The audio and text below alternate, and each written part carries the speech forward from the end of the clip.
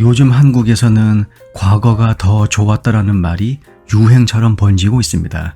특히 연애와 성적 경험에 대한 회상은 대단히 흥미롭고도 복잡한 심리적 과정이죠.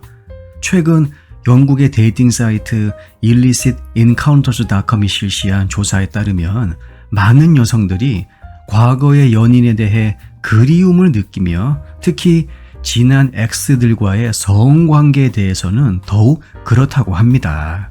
조사에 따르면 여성의 56%가 현재 연인보다 과거 연인과의 성적 경험이 더 만족스러웠다고 보고했습니다.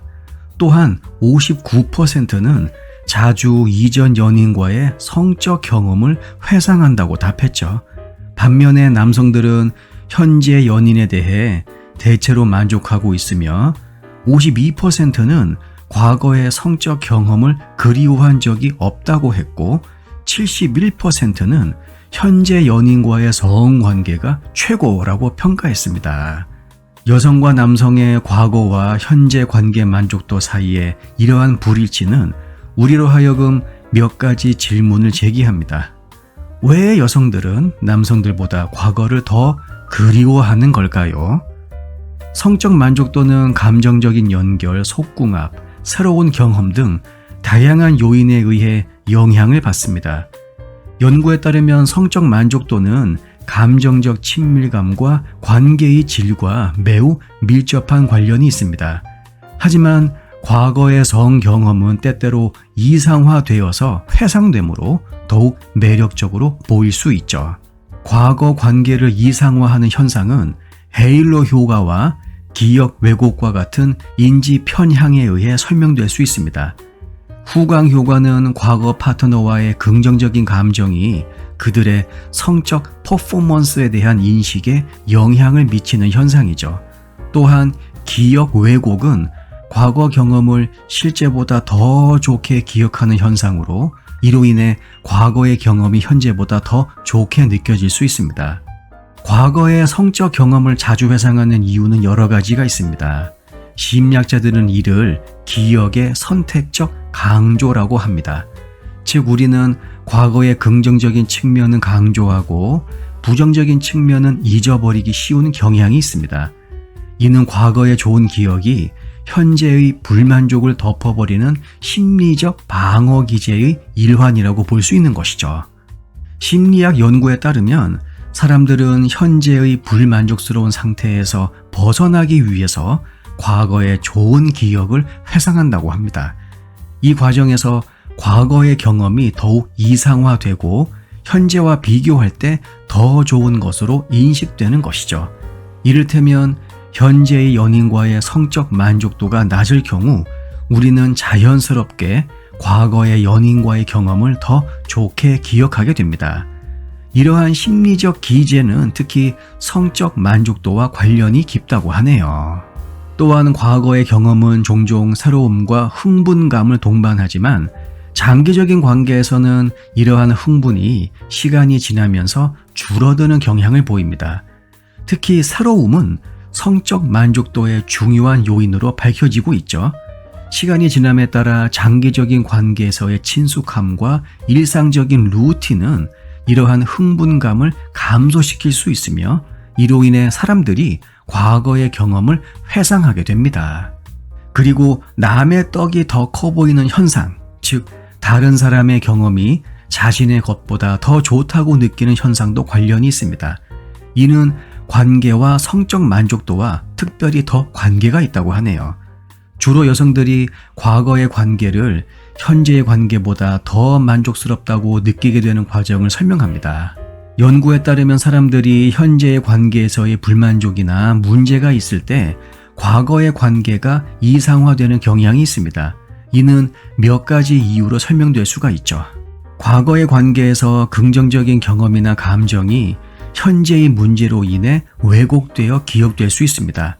다시 말하면 과거에 행복했던 시절이 현재의 문제에 비해 상대적으로 더 좋게 기억되는 것이죠.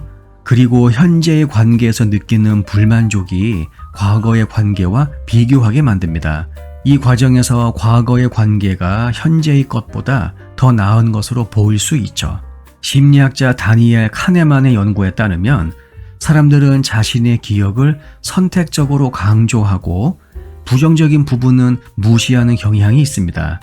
이로 인해 과거의 연애는 더 로맨틱하고 성적 경험은 더 강렬하게 기억되며 현재의 연애는 상대적으로 실망스러울 수 있죠. 또한 상향 비교 이론에 따르면 사람들은 자신의 현재 상황을 다른 사람의 상황과 비교하여 평가합니다.